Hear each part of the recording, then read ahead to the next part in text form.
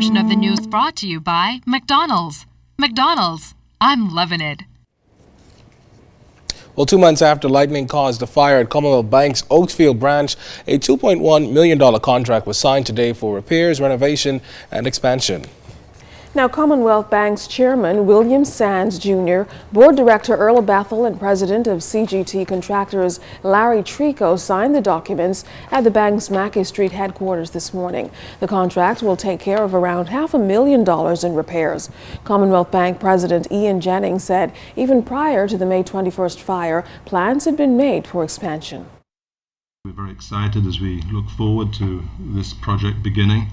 Oakesfield has been our fastest growing branch for several years on a very busy roundabout, and as I mentioned, the project went out to bid, and we're very pleased that CGT Construction was the successful bidder, and we look forward to working with them with a very aggressive timeline to try and get back into our Oakesfield location by the middle of November this year, with final completion early in 2014. Now, when completed, the bank will hold an additional 2,400 square feet of space to accommodate its growing customers. CGT Contractors President Larry Trico won out of 4 competitive bids, which went to tender. It's the first time his company is working with Commonwealth Bank. In a position to start pouring the foundations either today or tomorrow for the expansion phase of it, and we have trusses in manufacture at present, and we expect the structural steel to ship next week. So it's a very aggressive program, but we hope that we'll be able to meet the expectations. The 15-year-old girl who attempted to rob a store clerk at gunpoint almost a week ago was remanded to prison and placed on suicide watch today after being arraigned before Acting Chief Magistrate Joyanne Ferguson Pratt on attempted armed robbery, gun possession, and ammunition charges. Now, because she's a juvenile, we can't reveal the defendant's name or any other information which may reveal her identity.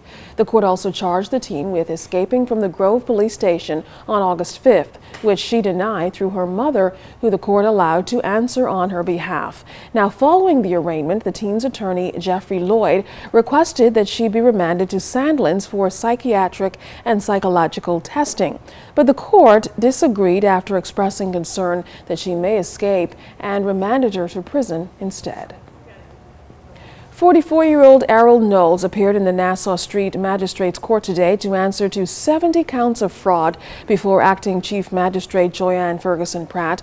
The Marathon Estates resident is accused of having forged documents, namely Royal Bank of Canada checks, and using them to obtain more than $32,000 worth of cash and goods from some 15,000 businesses, including electrical, plumbing, paint, and building supply stores. Knowles pleaded not guilty to all of the charges. Prosecutor Assistant Superintendent of Police Don Bannister objected to bail and requested an adjournment until tomorrow to properly inform the court of its reasons. Attorney Glendon Roll is representing Knowles. Well, 80 children are enjoying an enrichment camp facilitated by the Bahamas National Council for the Disabled this week. Registration began Wednesday morning at the council's Collins Avenue headquarters. Youngsters from various organizations like the Nazareth Center, the Children's Emergency Hostel, and REACH are participating. The summer camp will honor the work of special needs pioneer and veteran educator Dr. Carolyn Hanna and commemorate the anniversary of the council's inception and the country's 40th independence anniversary. Camp coordinator Sheila Culmer anticipates these children will learn how to break the barrier of discrimination against the disabled.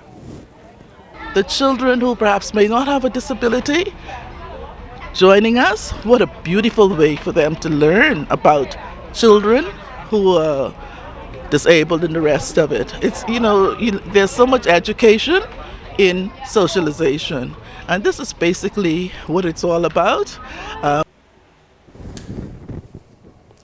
Now, camp participants will travel to the Adventure Learning Center as well as Adastra Gardens. They will also learn more about physics and sciences from Lawrence Poitier, one of Dr. Hanna's students, when she initially began enrichment camps for the disabled. Now that he resides and works in Boston, Massachusetts, he vowed to always travel home to help Dr. Hanna whenever she calls. We're going to explain physics, some basic Newtonic physics, basic physics laws using electronic remote control helicopters that fly. To explain to them how the propeller system basically causes it to lift off of the ground and how by pushing on the ground basically pushes the helicopter back. And hopefully in a fun way, we'll get them interested in the sciences. Also tonight, a 24-year-old man of Faith Avenue is nursing injuries in hospital after he was shot by police. The incident happened yesterday as officers responded to a housebreaking on Faith Avenue. The suspect, who police said was armed with a knife, was shot in both legs. His condition is stable. The Bahamas Air Sea Rescue Association is following reports of an explosion at sea. The Bimini police alerted authorities that an American yacht reported spotting a vessel engulfed in flames. The foreign team went to assist but found no one on board. Basra's Chris Lloyd tells ZNS News that officials from Bimini later reported that the 4 men turned up in Bimini on a dinghy. According to the men, their vessel caught fire and sank. No one was injured, fortunately. The 4 men are now being accommodated at a resort in Bimini. They'll soon be transported to their hometown in Andros. The final rites for Anglican priest Father Mervyn Buck Johnson started today at Christchurch Cathedral. Father Johnson died 2 weekends ago after a 22-month battle with brain cancer. He was laid out on the main altar of the Anglican Cathedral this afternoon. Hourly masses start at 7 o'clock tonight and will continue on the hour until tomorrow morning at 6 o'clock. The church will close to prepare for his funeral at 10:30. Father Buck began his career as a customs officer before going on to become a manager and a vice president of operations at McDonald's Restaurants Limited. He was ordained a priest in 2000 and served throughout the Bahamas before retiring as a priest late last year due to health complications. The 62-year-old leaves behind his wife Cora and 2 children, Mervyn Jr. and Mervette. Well, coming up in sports, we've got highlights from the Summer of Thunder as the Giants look to pull off a rare feat. And then later on in Family Island news, find out what makes this young man so special. You're watching The Bahamas Tonight. This portion of the news was brought to you by McDonald's.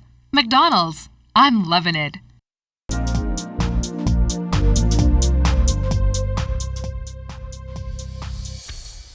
This is your Royal Fidelity Business News. Good evening, Bahamas. I'm Charisma Robinson.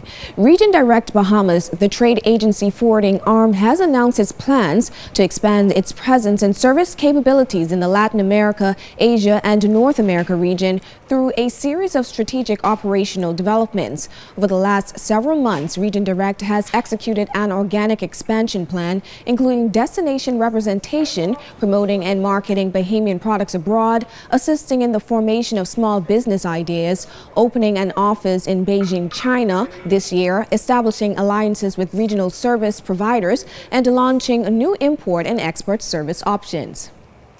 Commonwealth Bank executives recently honored late bank chairman T.B. Donaldson with a $10,000 donation to the Cancer Society of the Bahamas. Mr. Donaldson passed away in February after a courageous battle with cancer. He had served as Commonwealth Bank chairman for 12 years, helping to grow the bank into a $1 billion-plus financial institution, while maintaining numerous civic roles, including chairman of the College of the Bahamas. Cancer Society officials revealed that the majority of contributions assist Cancer Caring Center operations and a live-in facility for cancer patients from the Family Islands.